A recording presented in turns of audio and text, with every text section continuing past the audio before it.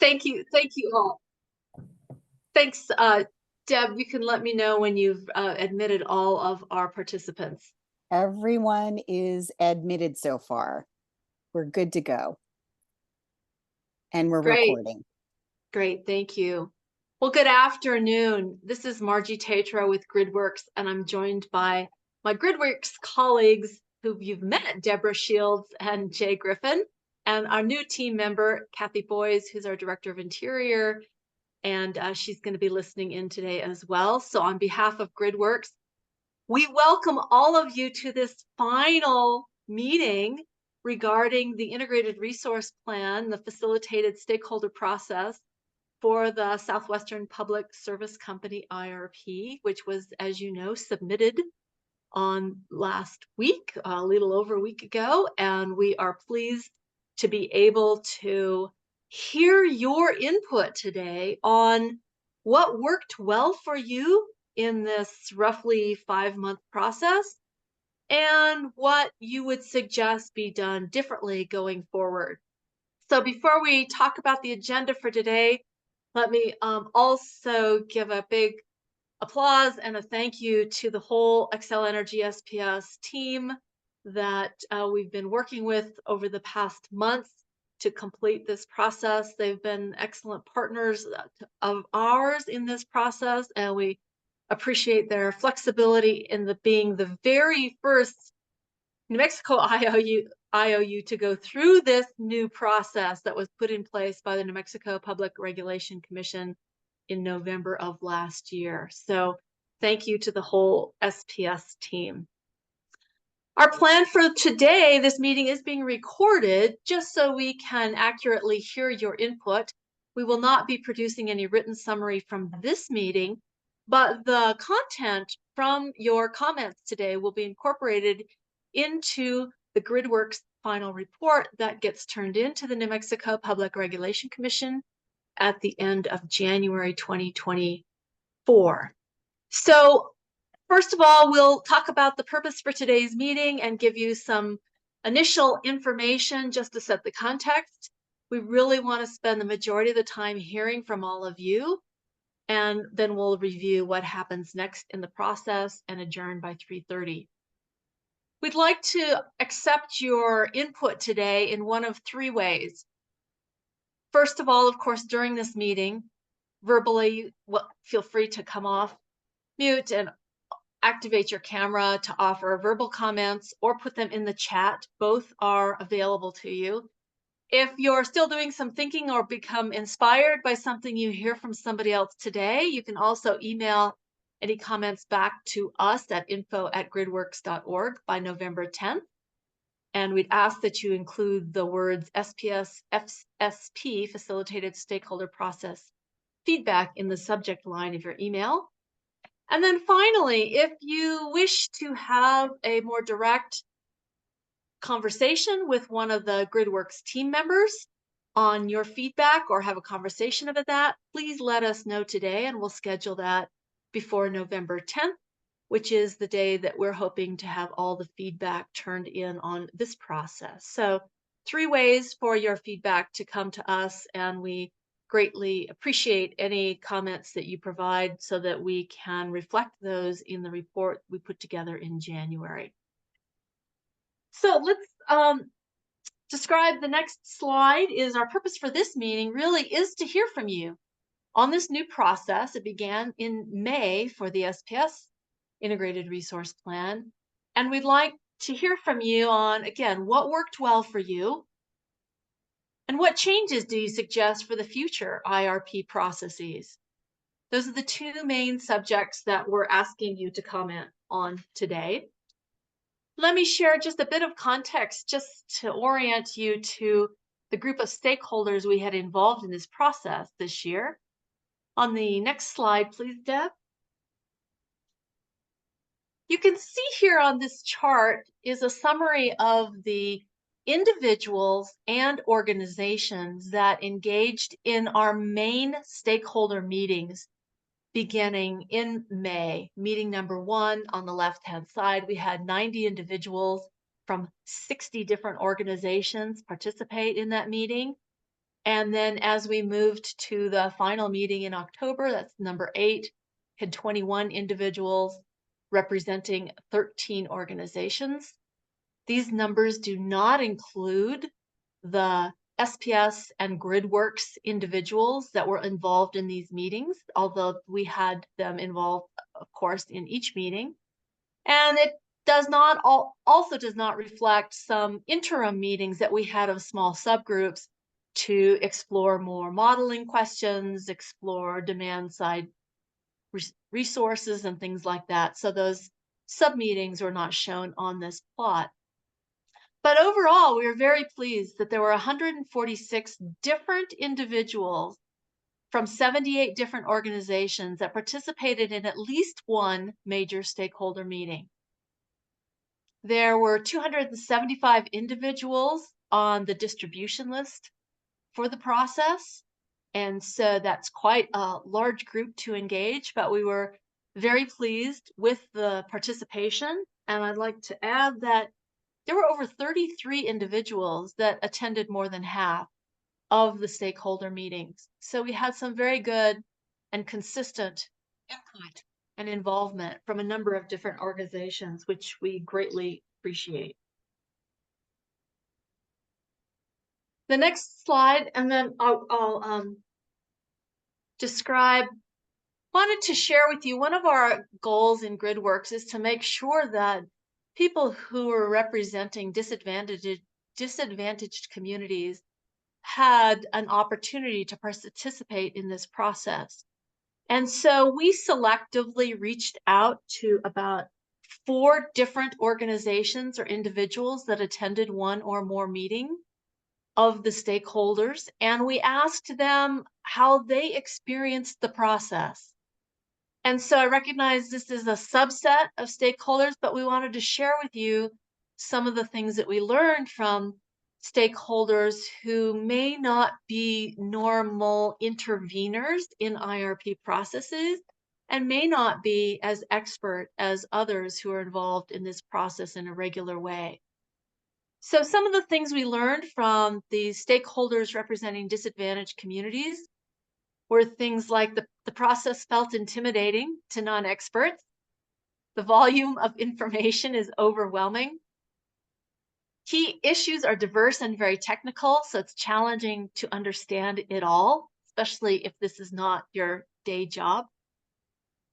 And there was a suggestion to consider preparing informational 15-minute tutorials or videos in advance in both English and Spanish to help prepare stakeholders for orientation to this topic.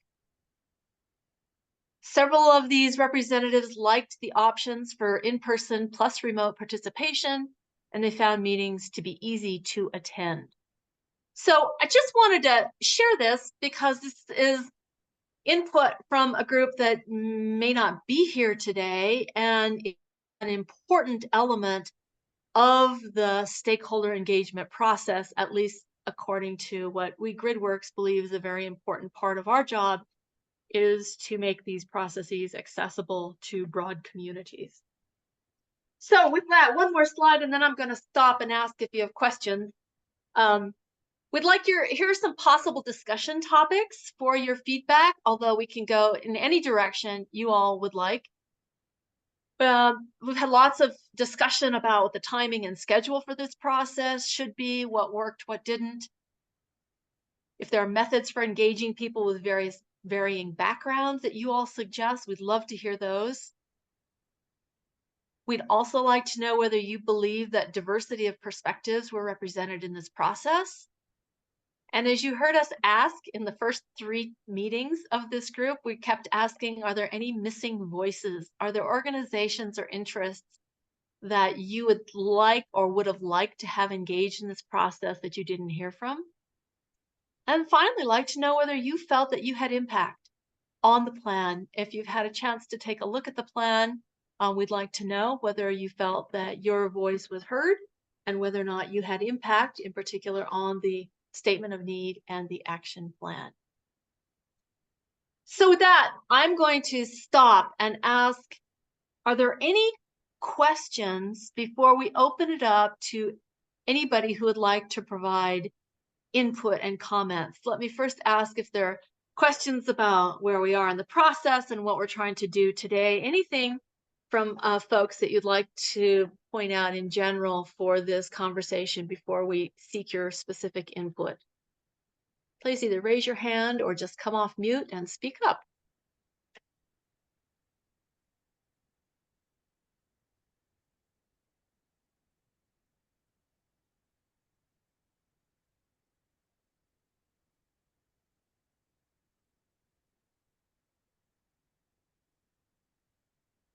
All right, I'm not hearing any questions yet.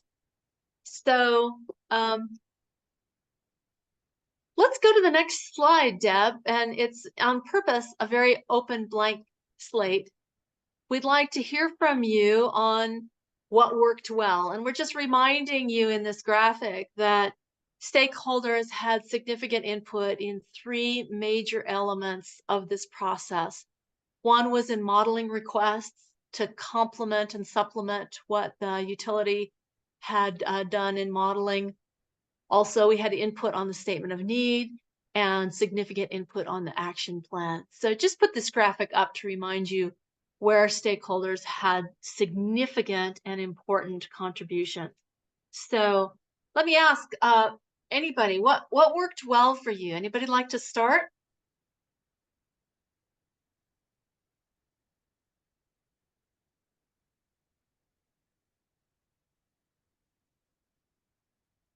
Margie, I can jump in with an example of something that worked really well for SPS. GridWorks organization of action plan input and how you all facilitated that input made it very easy for us to see where we had alignment and where we had to consider action plan suggestions from stakeholders. And the way that you organized that for the group allowed us to kind of to be able to digest it and then also create a tool to show stakeholders how we incorporated various points of view into the action plan visually, which I think is hard to do. So just the way you organize the action plan input that was provided over that 2 meetings was helpful for us. Thanks, Zoe.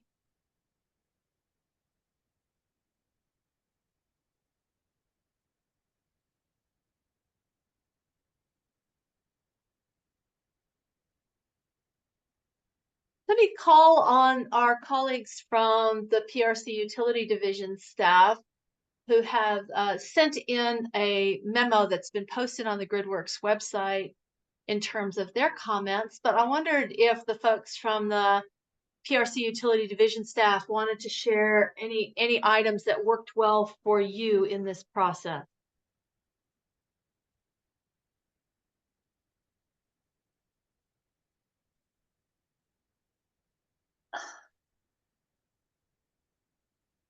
Margie, hi, this is Cynthia, PRC's consultant, and Ed and I did send a memo to GridWorks and to the core SPS team yesterday with just highlights of our observations of the process with SPS and GridWorks. And just overall, we were very pleased and appreciative with the way SPS developed and carried out the stakeholder process. It seemed like the right balance of workshops and meetings and the right balance of presentations and related information and data.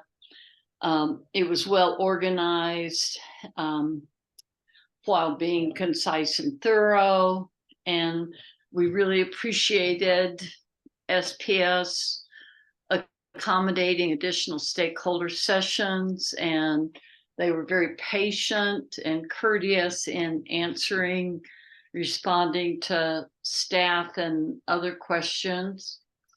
And we were really appreciative that SPS led pretty much right out of the chutes with a loads and resources table that was somewhat high level, but gave us enough detail to understand what was going on with load growth and then also retirements. And that's really, you know, the key element of a statement of need. And really appreciated that SPS was, you know, also right on the mark with 4 or 5 scenario runs that they proposed to execute, and they asked for all stakeholder feedback on those early, and then 2 or 3 other times before they made those runs, and they were understandable and had good logic to them. And then I thought SPS did a good job of taking our stakeholder request of scenario runs and executing those as well. So thank you. Yeah, thanks, Cynthia. And you mentioned one of the things I wanted to explore with you a bit. You mentioned that it was helpful to have the overviews of loads and resources that SPS presented at the beginning of the process. And I know one of the items in your memo was to suggest that that be sort of a starting point for this process going forward in the future. Was there information that you wished you had had? I mean, you said that worked well to get the loads and resources summary information. Was there something missing from that when you heard the presentations, or was there something that you're thinking was lacking? No, there was nothing lacking in the way it was presented as a general overview. And as you know, staff is focusing in on the oil and gas loads and the magnitude of that potential upper end of the forecast, and then also the possibility of volatility with that load. And so we do have an outstanding request with SPS to get a detailed breakout of the loads and the loads of the oil and gas sector, but you wouldn't expect that to be presented in a summary loads and resources table. Okay, great. Thank you. Let me call on a few other folks that are on the call to ask if there are things that worked well for you. I see we have Eric Abo from the New Mexico Renewable Energy Transmission Authority. Eric, I don't know if there's anything that you might suggest that worked well for you. Right. I just want to congratulate Ben, Zoe, and the team for the clear presentation of what is happening, what's projected, and especially the folks whose names I don't remember. You know, when there was a question during the presentation, y'all went out, got an answer, got a reference, bounced it back. And so it was really great to see both the responsiveness as well as the thoroughness.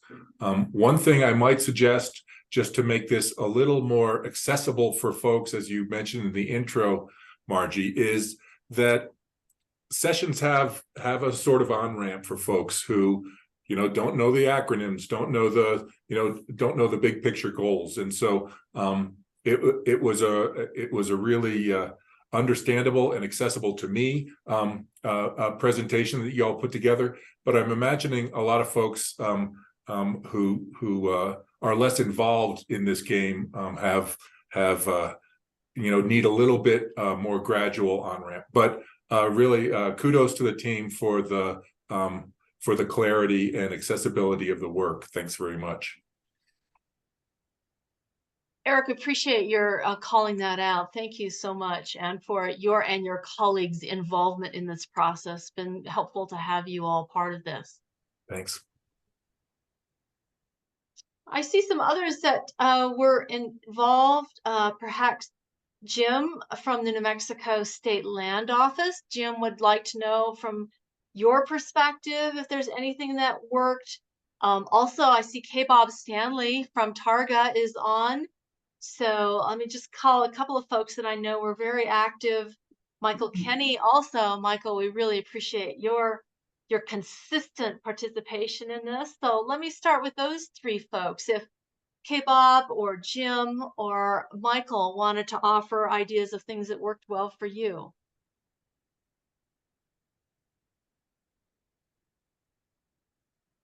Well, Margie, this is Jim, and thank you. And I've found these meetings to be really beneficial from a general overall informational perspective. It's been a lengthy process, but I think it's been helpful.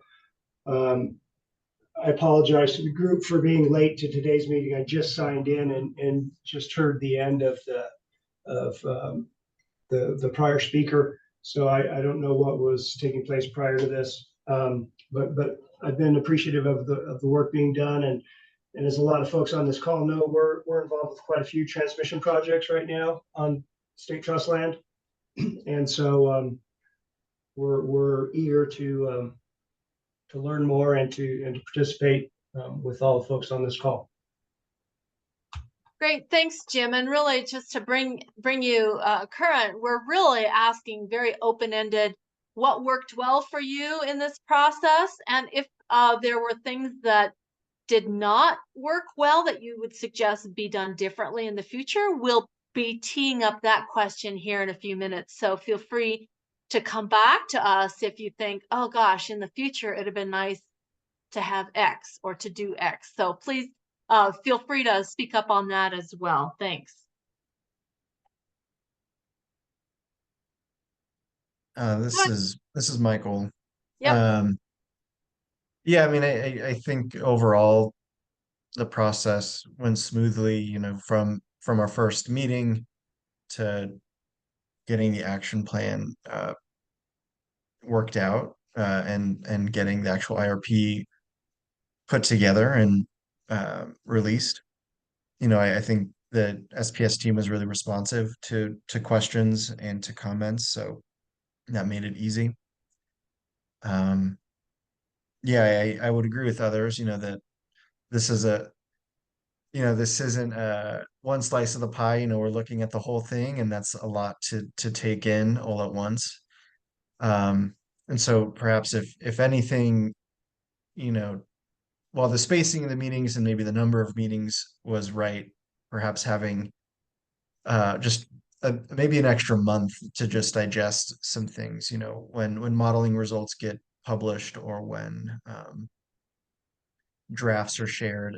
I know most of us on the call that, you know, are participating in this process. This is just one of the things that we're working on at any time, and same with the SPS staff themselves. So, you know, I think about the process that was happening kind of concurrently with P&M and how that process went, you know, well over a year, including the time that GridWorks stepped in to facilitate. And so I think that there is, maybe that's not necessarily as long as it should be, but that there is some trade-off to having more time to get into the nitty-gritty. And perhaps there's a longer term technical you know, stakeholder group and a shorter term public stakeholder group, depending on, you know, what kind of outcome we want.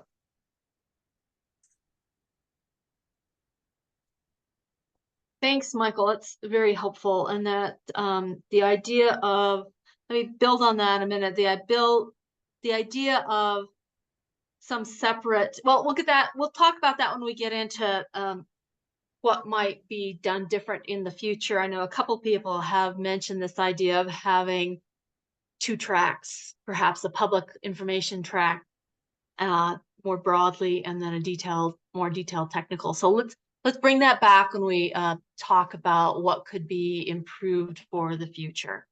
So just going to call that out, that's been now mentioned. I think it was mentioned in the in Cynthia and Ed's memo, and also you've mentioned it now. So we'll come back to that. Thank you. K-Bob, I know you were very helpful, involved when we were working on the statement of need and such. Is there anything that worked particularly well for you and the folks at Targa and your community?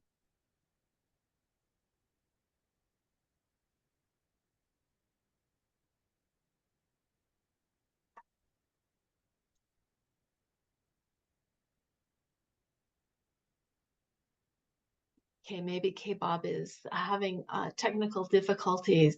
Anybody else? Looks like we've got a couple of names of folks that I don't recognize. So Jay and Deborah, if there's anyone you feel you see has a hand up or wants to speak, please let me know. The floor is open for anybody else who has comments about what worked well.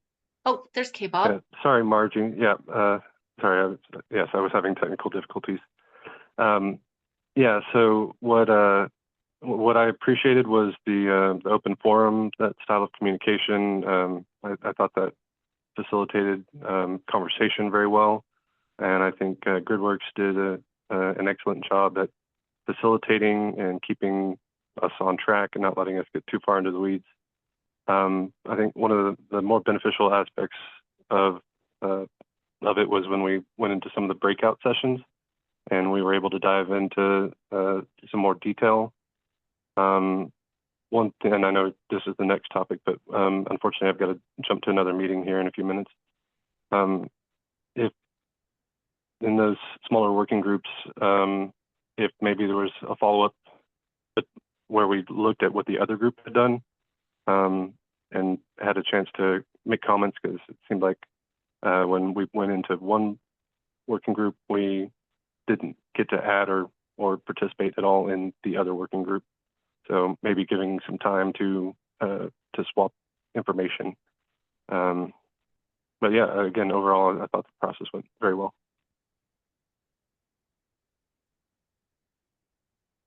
Great, thanks, K-Bob. And we know since you are going to have to jump off, do you want to, is there anything else that you feel would be a suggestion for future processes? Anything on your mind that you want to input at this point? Not at this time. Just kind of to echo what some of the others have said, and it kind of goes along with my comment about the smaller working groups. Having a breakout technical group that maybe looks at stuff maybe for a longer term. I think that would be a good idea.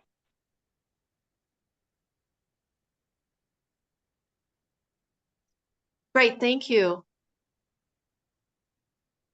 Others, Jay, including from your perspective, anything that folks want to add in terms of what worked well? Because I know there's some great suggestions on what might be done differently in the future, but I want to give chance for people, and including you, Jay, to offer anything else that you wanted to comment on or ask about or offer.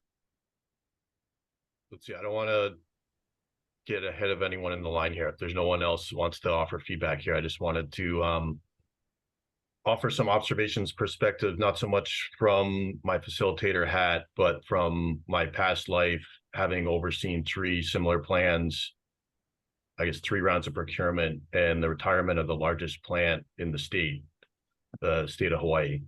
I think I just want to remind everyone, you know, this not only was this a new process, but the stakes were very high here, right? The trigger for this was increased need for new resources by SPS to plan ahead and to get ahead of upcoming retirements.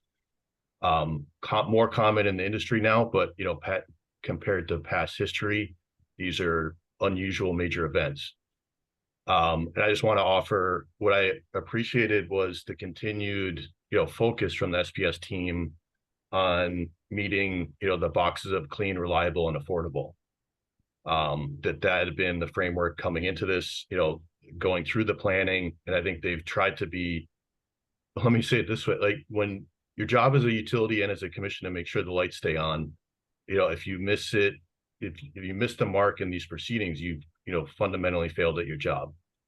And, you know, I think, so this just a reminder, like that's what's at stake here. And I think the team from SPS recognized that responsibility, stepped up, and tried to bring everyone along in the group here in doing that. Now, and I think, the process moves on into the next venue, looking at the plans, looking at the subsequent action plans. But I just want to say, again, just a reminder, this was not a usual type of planning exercise from that standpoint. There's a big need here, and a need to bring the various different stakeholders along to meet that, and we'll continue to need that. This is just the initial steps on meeting those longer term goals. And I just thank everyone else for being willing to come along on this as well.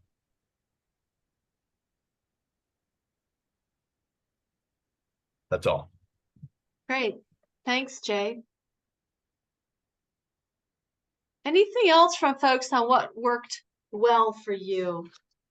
Or if you've heard other stakeholders mention to you things that worked well, we'd like to hear that from you. While you're thinking to come off mute, I just wanted to, you'll see in the slide deck that we posted, we put in statistics from the data that we've collected from our meeting surveys. And we had a number of the people who responded, about a quarter of them had never participated in an IRP process before.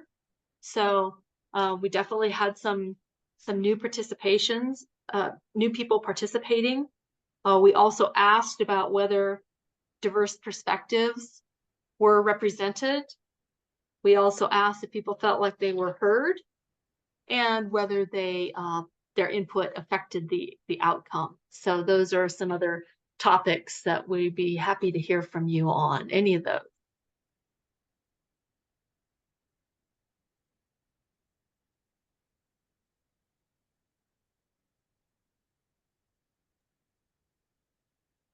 Margie, my Yes, name's John. John Bagatko. I'm a lawyer with the PRC, and my clients are the utility division staff. And unfortunately, I've been pretty busy, and I haven't been able to come to many of these, if any of these meetings before. So I decided to come to this one today. And I can tell you, without personal experience, but what my clients tell me is that it's been good.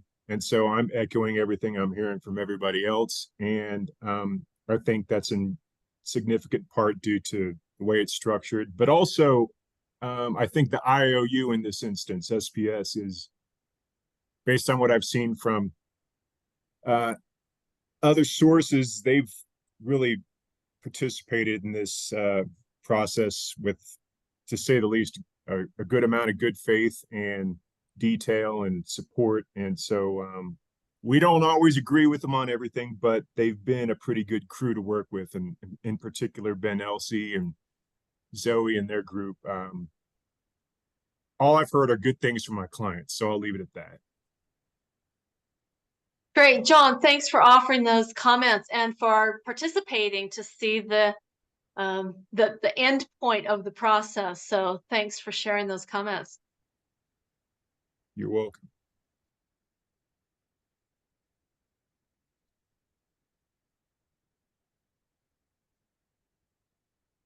Well, let's now shift to the second question, and we can go back and forth between these, but I think one of the important conversations is about what do you think the process could be improved, where the processes could be improved going forward, since this is a new process. And so, Deb, if you shift to the next slide, please. If you can go back just one. Yeah, what changes do you suggest for future IRP processes? So this would be slide number 8, Deb, please. Thank you. Again, anything that you feel should be considered for the future would be a welcome contribution. Let me begin with a topic that has already been broached, and that is the idea of having processes that support and enable a more general public stakeholder involvement, and a separate process, or maybe two parallel processes for more technical, detailed kind of engagement. And we'd like to hear from people about that idea. Any other thoughts? Michael expressed it, Cynthia expressed it in the memo that you turned in. I think if I can read from the memo that we got from PRC staff, the suggestion was a two-track process might be in order, a more generalized public process and a more technical process. So I guess I would like more comment and feedback and thoughts about that from people.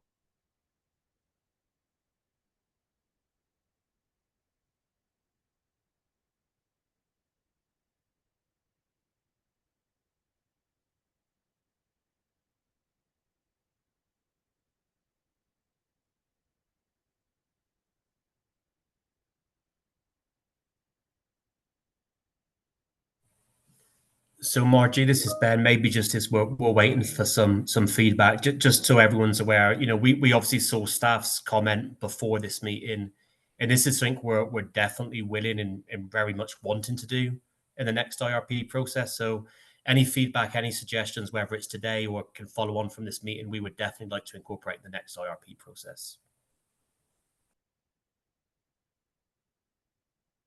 Thanks, Ben.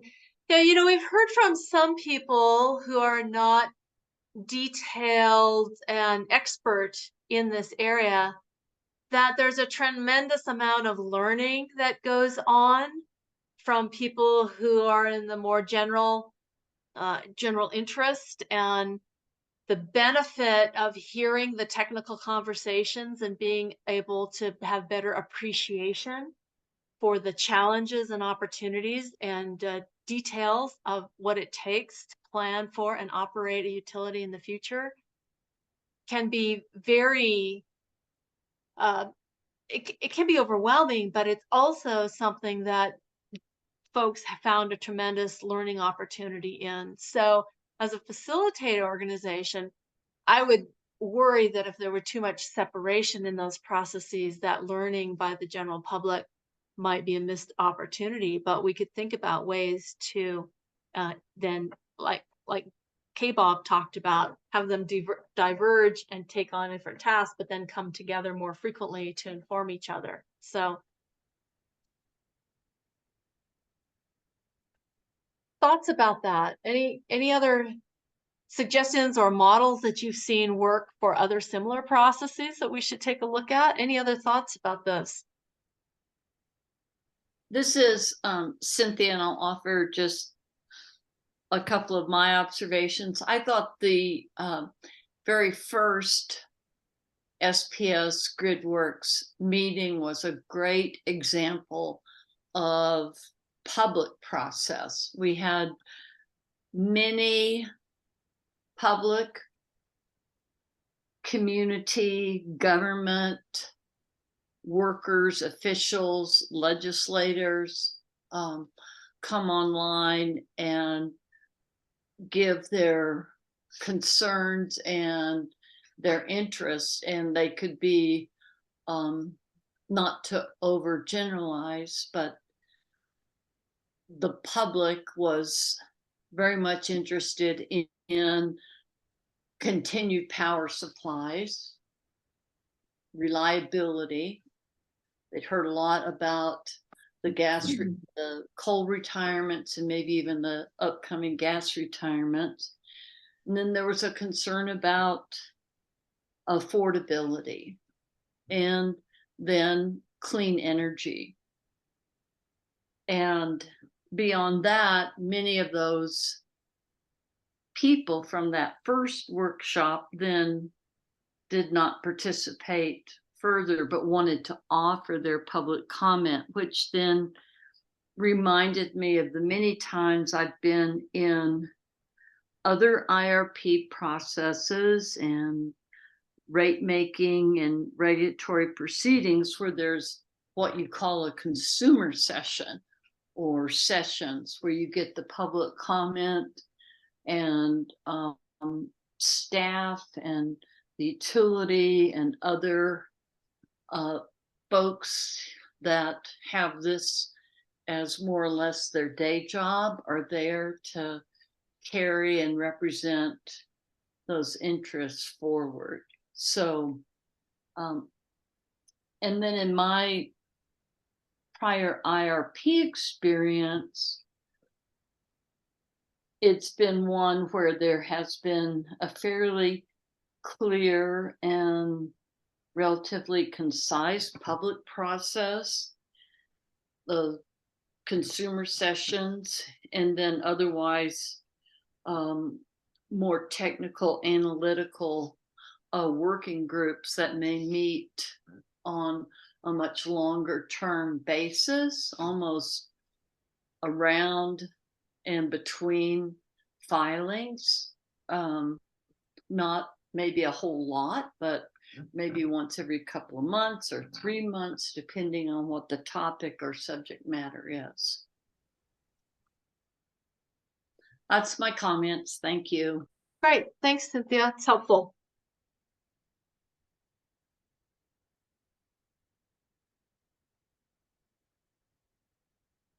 Are there other suggestions on any topic that people feel should be considered for future IRP processes?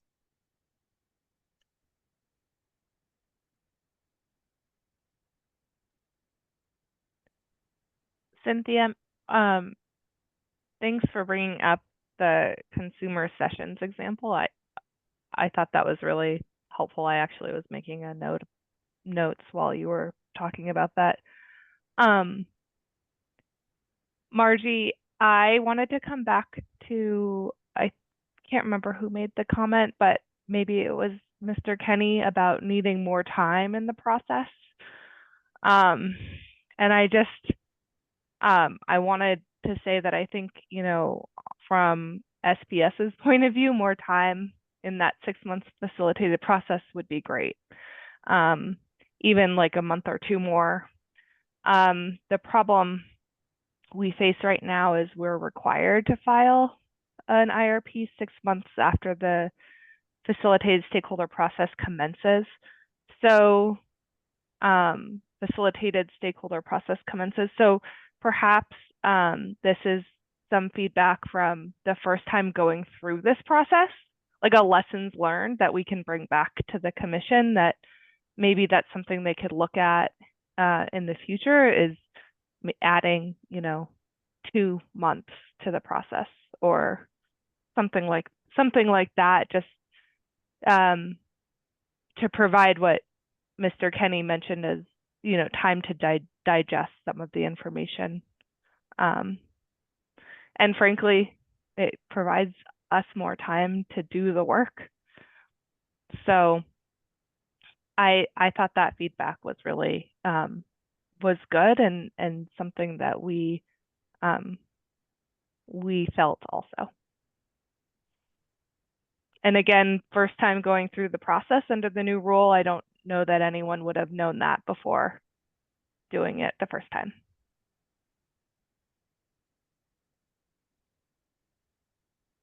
Thanks, Zoe. That is helpful. I was going to ask for in the added 2 months, what would be the constraint reduced a little bit, and you mentioned that as well as Michael did, in terms of some time to digest the information, especially when we're digesting results of modeling, and then also more time to just process, do the work, reflect the stakeholder, to do the work necessary based on stakeholder input. So thank you for explaining where that would be a benefit to the process.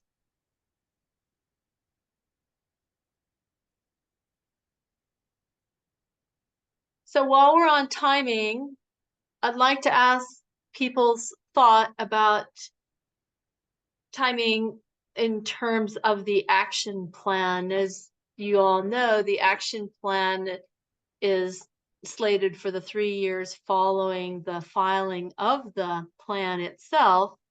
And we had received some comments from folks having difficulty understanding how the current requests for proposals and decisions around those would tie in with the action plan and the need for resources.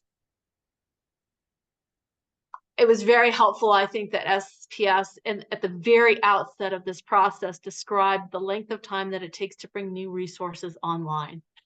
And it doesn't happen quickly. It takes a matter of years. So I would like to ask if people on stakeholders have thoughts about just the timing of action plan and decisions about bringing resources online, given that the utility clearly felt that they needed to get started in getting new resources online beyond just this 3-year action period, the action plan period. So do people have comments about the overall timing of decisions related to bringing new resources online and the action plan?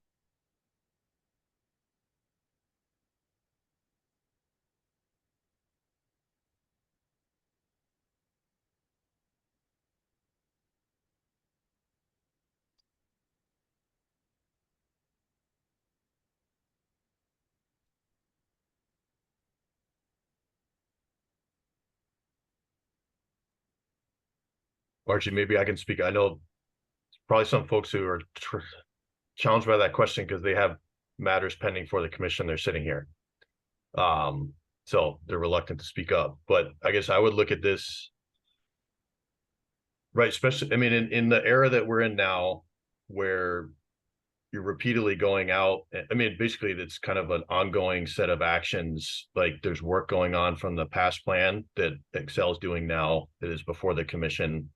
And then, you know, what I think maybe what's people have to hard to get their head around is, yeah, because of the lead time to get work done, right? This 3-year action plan now is talking about things that actually happen out like 2028, 2030, right? But the key steps of that are in the next, well, every month counts at this point.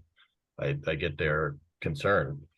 So I guess I think part of this is just, you know, repeating, you know, continuing to find better, continuing to communicate that to people. Like you have ongoing current and future needs, and there's just an ongoing, you know, stream of work that the utility's doing, you know, work before the commission, stakeholder processes, and, you know, those are how those pieces fit together. So I think it's partly just, you know, there's just a greater volume of work now and a greater frequency of all these things, and I think you would have seen in the past going on everywhere.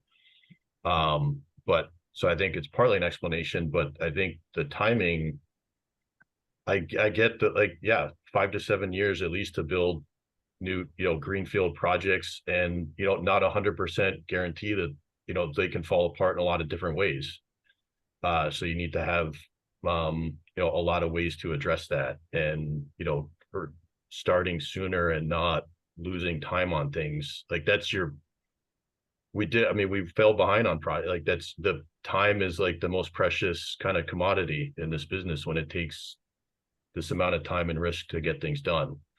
So I don't know. I see Zoe nodding her head, but I think part of this is just, I think maybe part of the ongoing stakeholder engagement, both, you know, local communities, but stakeholders hear what SPS is doing, what they intend, and then how these pieces fit together. I'll just start it off that way.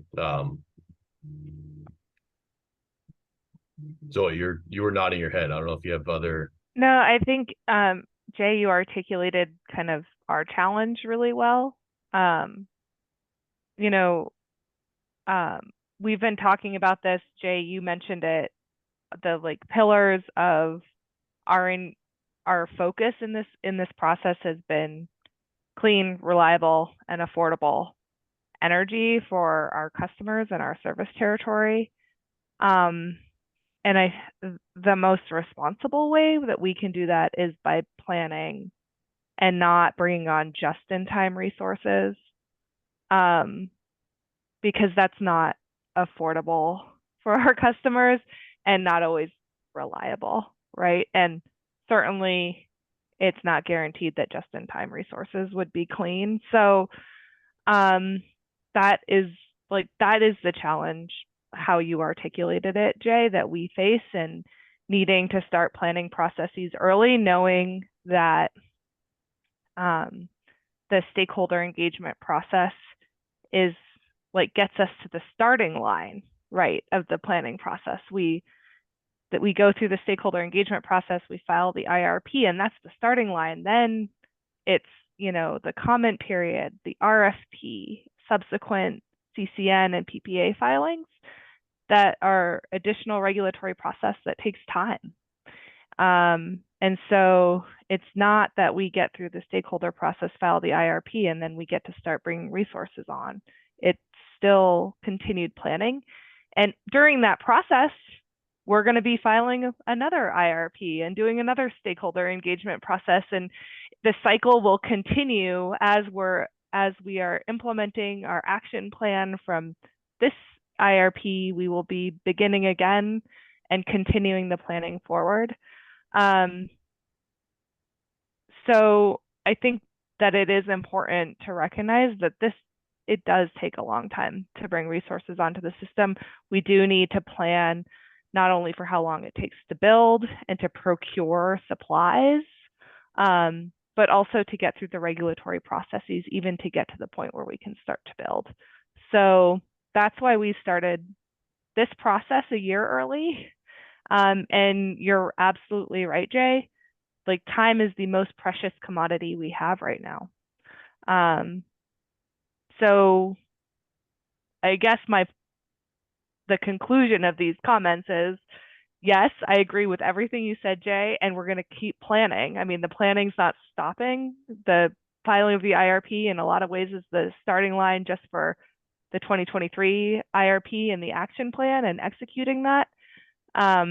But there's going to be another IRP, and we're going to be continuing to plan because we want to continue to provide reliable and affordable and clean energy. And we can't do that if we don't plan correctly and responsibly. Sorry, and I just maybe offer one more point of comparison for folks, which is our planning process in Hawaii took 5 years. Yeah. The most recent plan submitted before the commission, that process started in 2018, submitted in 2023. And by then your underlying assumptions have changed at least 2 or 3 times.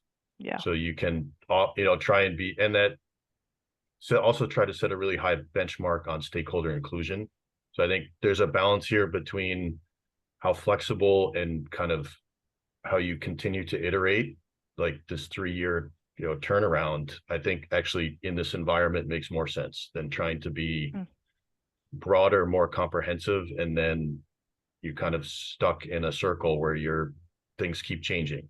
I think I would offer in this environment. So the actions here that are proposed, commission will make a decision, and then as Zoe said, that this team will be back at it soon and then file an updated plan as the second round. But I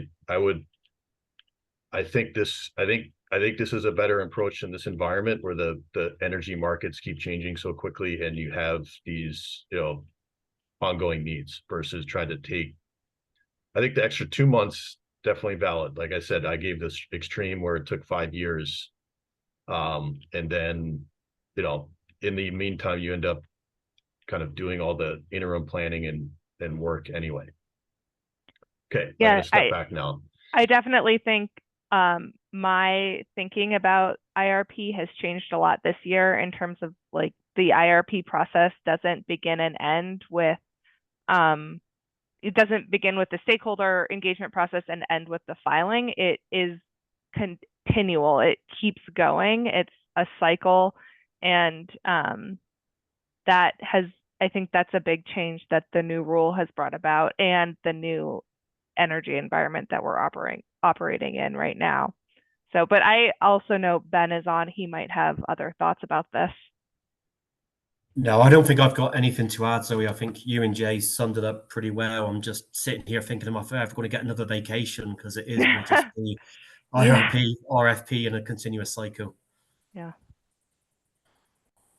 Well, and I'll add to that. I think as we're documenting what is important for future processes, I want to underscore the importance of the conversation that we had through the process where SPS kept stakeholders informed about the status of existing RFP processes to the degree that you could describe it before, well, after decisions would have been made without jeopardizing confidential information.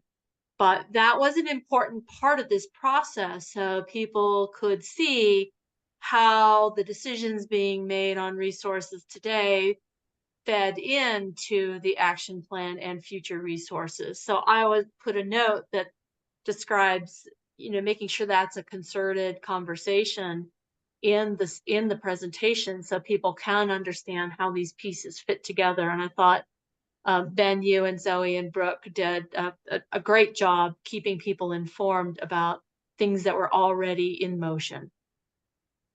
Yeah, and I think that, Margie, that's a really good example of just how cyclical it is, that like as we're going through the stakeholder engagement process for a future IRP, we can report on how the action plan for the last IRP is being executed, and you can kind of just see those cycles overlapping at the same time. So that's a good example of how that cyclical planning kind of played out this time around.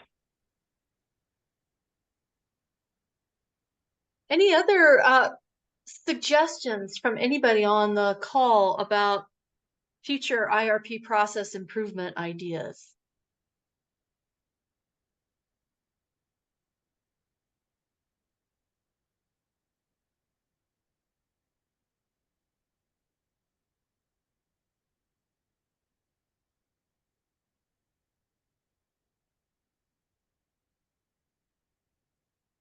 So let me ask a question, Cynthia, about one of the items in your memo of October 25th about some feedback, to ask you to go into a little more detail, because I think it's something that's a possible process improvement, but I'm not sure.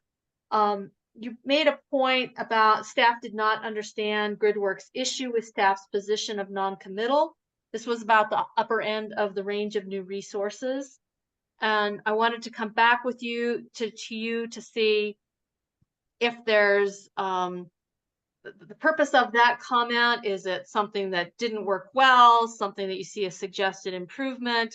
Could you say some more about that? Yeah, Margie, thanks for bringing that up.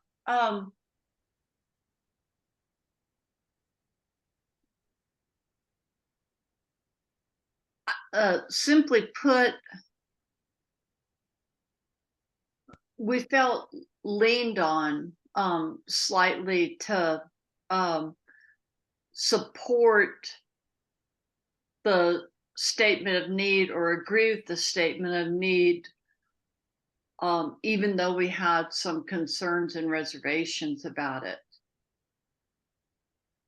And so it felt like a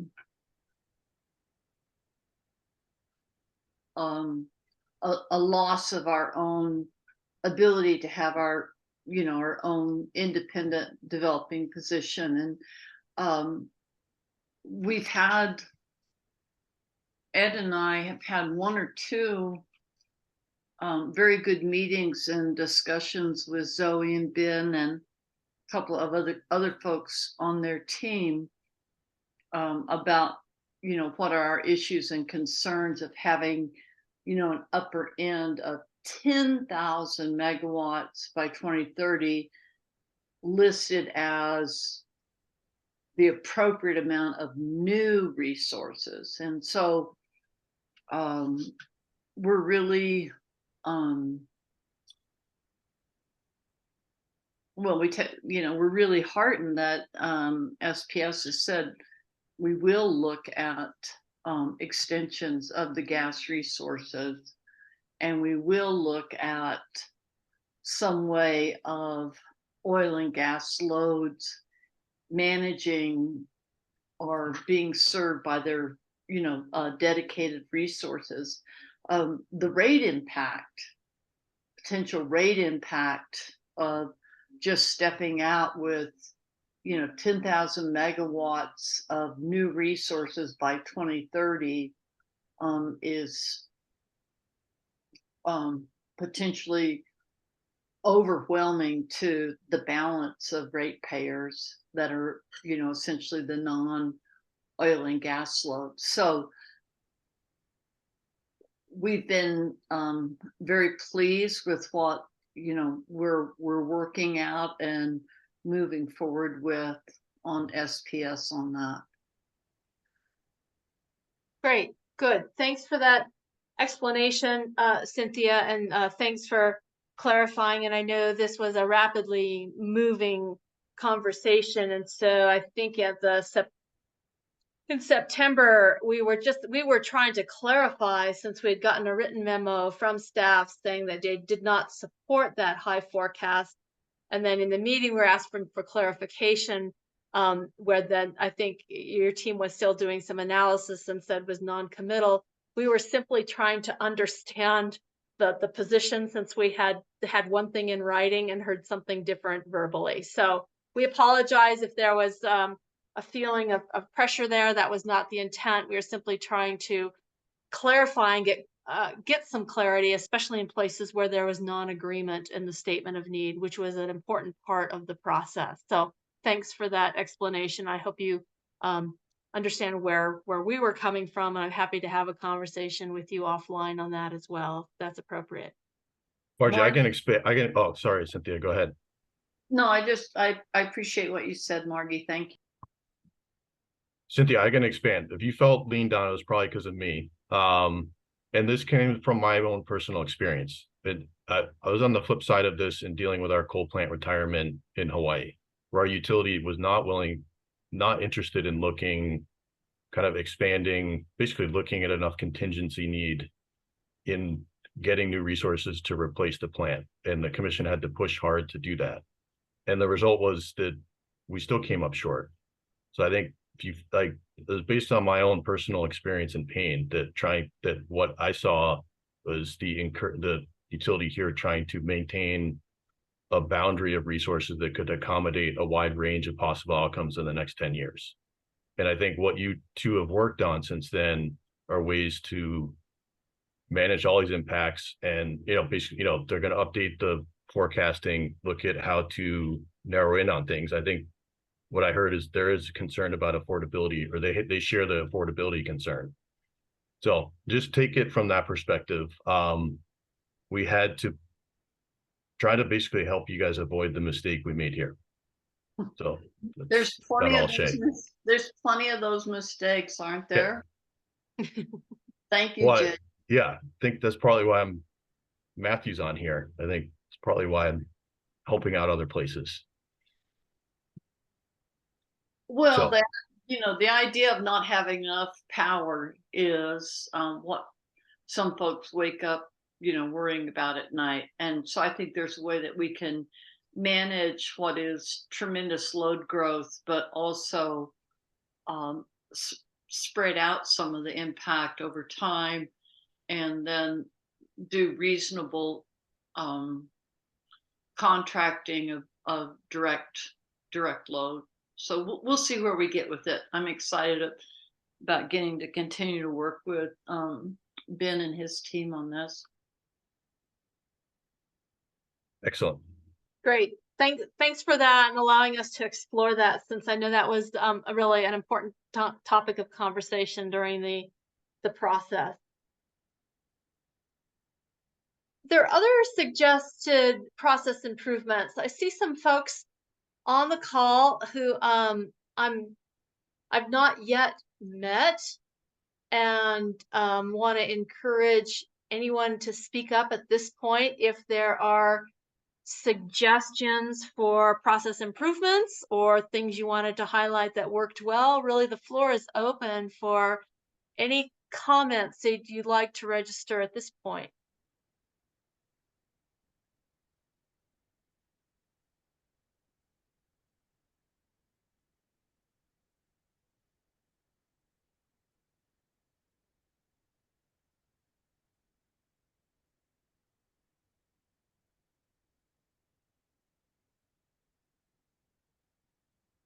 If I don't hear any, I'd like to ask this question and get anybody's thought. Were there stakeholder communities that you wished had engaged or engaged more in this process?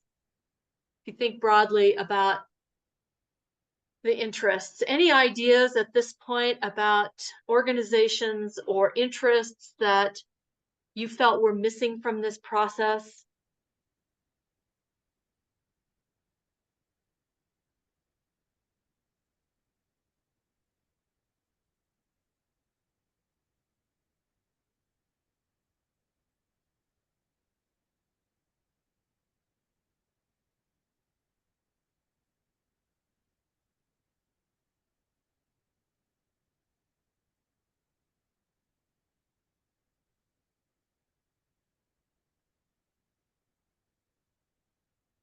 Yeah, feel free to think about that. We're very interested in ideas of who and how to reach out to others. So if you come across an idea of an organization or an interest that you think we should be paying attention to for future processes, we'd love to get your thoughts on that so that we can include those in our report.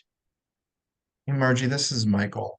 Yeah. I guess I don't have anybody specifically in mind or any group, but I'm wondering, since y'all are facilitating TNMs as well as SPS here, and I imagine next year for El Paso Electric, if like kind of cross-referencing who participated, and obviously there's going to be local groups or local maybe politicians or things like that, which wouldn't go across, but I'm not sure if you might see groups that were involved in one and not the other. And so I'm not sure if there was, the fact that two IRPs are happening simultaneously limited folks' ability to do both, or what, might be found out. Yeah, thanks for that, Michael. I haven't really dug into that. With the general experience is that community leaders at the state and local level were invited to participate in both of these processes. And we did have some limited participation by those folks in the process, but it was a very small number in both cases. And that might reflect that suggestion of having something less time committal and more general for public process, because many of those government leaders, state, local leaders, county leaders, tribal leaders might choose to participate in something that was a bit more broad and public oriented. So that's just my general reaction to your comments, but we'll definitely take a look and see what the crossover would be and what kind of participation we had in both processes. I appreciate your suggestion.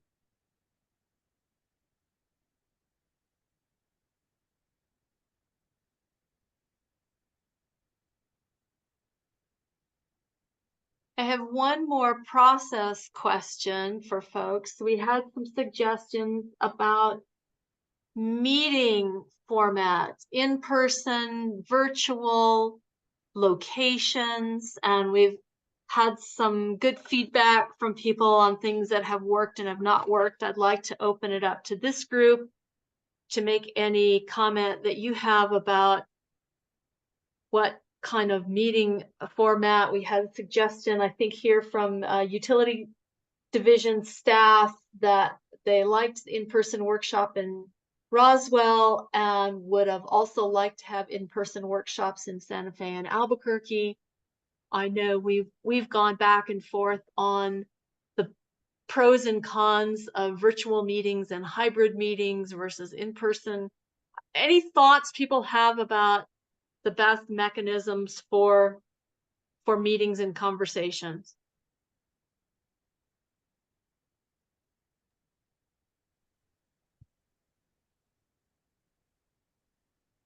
Margie, I can offer a few thoughts on this. I think when we talk about making these meetings accessible to folks, definitely having this virtual option is very important. I will say that I think SPS found a lot of value though in the in-person Roswell meeting, and we found it valuable to be sitting at the table with folks face to face, and we found that value also when we were in Hobbs. So we would like to see more of the hybrid. I know there's kinks to work out in the hybrid model of in-person and virtual, that certainly we can pull from lessons learned this time around, and improve upon it next time around. But I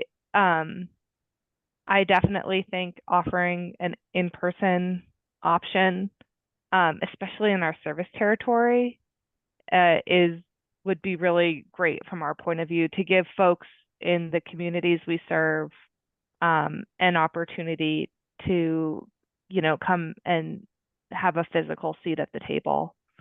And so that's something that, SPS has been thinking a lot about, and how to make that happen more next time around. Great. Thanks, Zoe.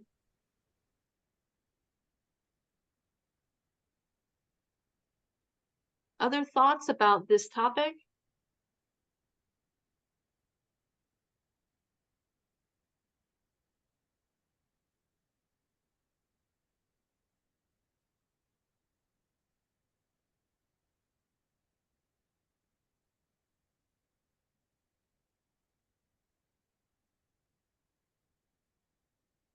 All right, well, I'd like to ask if there are any other comments on any feedback process, whether it be things that worked well, things to be done differently.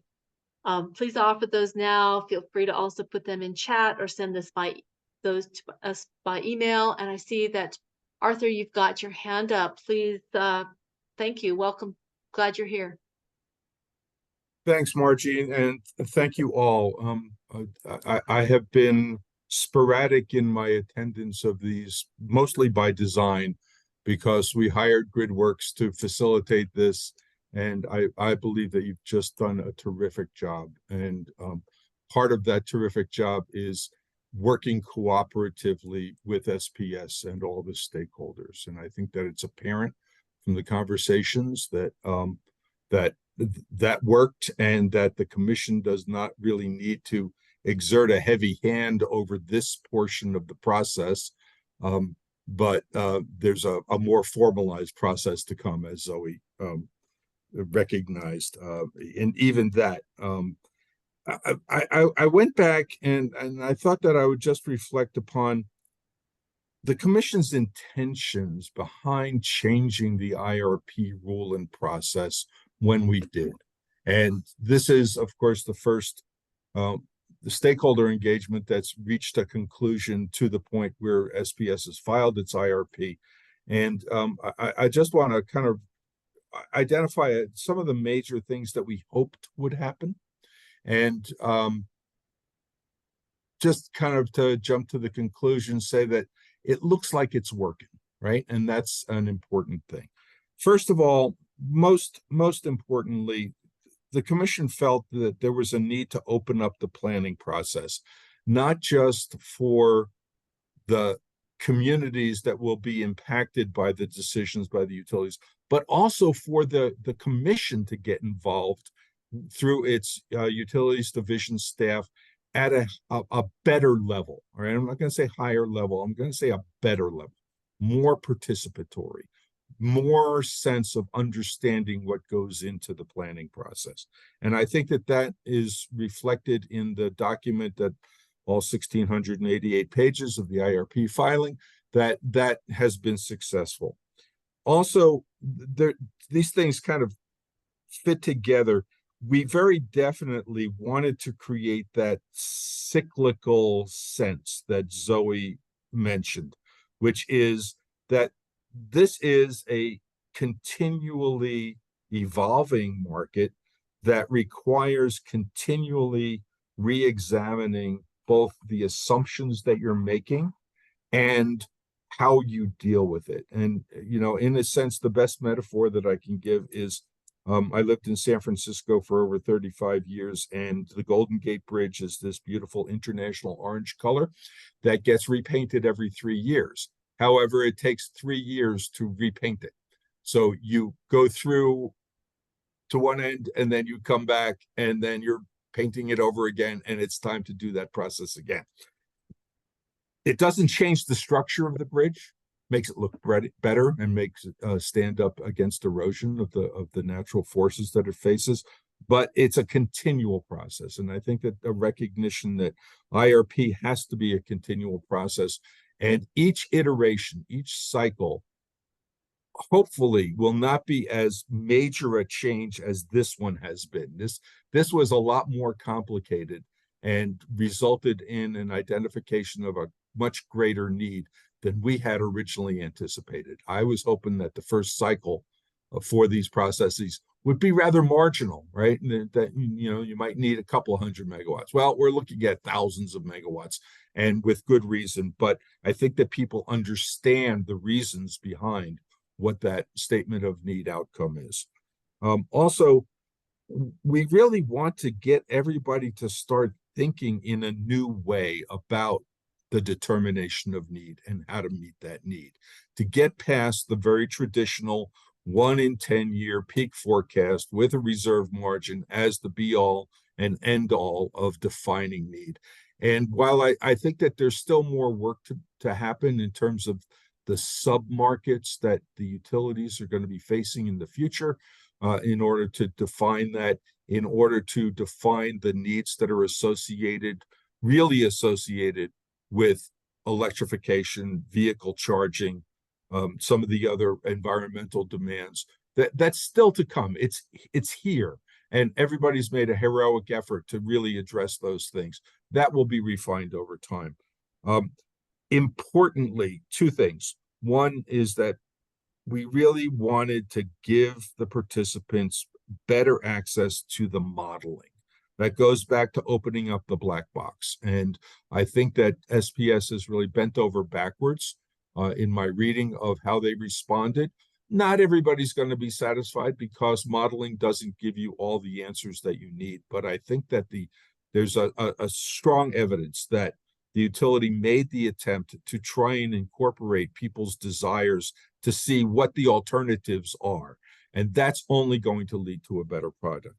And then, you know, kind of like overall, where we're going, and it's the next step. It's the tying of planning to procurement. People may not realize that, but that is actually a revolutionary step in environmental planning and utility planning, is to actually kind of connect those two portions. And I'm proud to say that New Mexico is one of the few states that has ventured to make that work. And this is a really good example. We'll see how it plays out when the utility goes to market, right? And tries to acquire the resources that it thinks it needs in the future. But just making that connection has been a fundamental change. And so on all of those items, I see great progress. I think that we can declare this portion of it a success. I was glad to see that SPS declared it a success in their filing. That's really good. To continue the work. And we know that it took a lot of effort on everybody's behalf. We know that it's a change in the way of thinking for much of the way that things have been done in the past. But I think that this proves that our original concept of how to make for a better planning process that really leads to positive outcomes is well on its way. So those are my observations. And again, thanks to GridWorks, we could not have done it ourselves, right? Thanks to SPS, because we really needed your cooperation, especially given the fact that this whole thing got expedited and that the needs were so much greater than we anticipated, and that so much more work had to go into defining that. And thanks again to everybody who participated. You know, it does my heart good. I'm a big believer in stakeholder engagement when I see that not only did you start with over 146 individuals and 78 organizations, but there's still dozens of people involved here. after months of work. That to me is a success indicator in and of itself. So again, thank you all very much. Arthur, thank you for sharing your comments about the process so far and the matching with the intent of the commission. We're very glad to hear that it's gone in a direction that's supported and envisioned by the commission. So thank you for that. Does anybody have any questions of Arthur at this point? We have a few minutes in case there's a question or two for you. Anybody, please raise your hand or come off mute if you have a question for Arthur before we close out our meeting.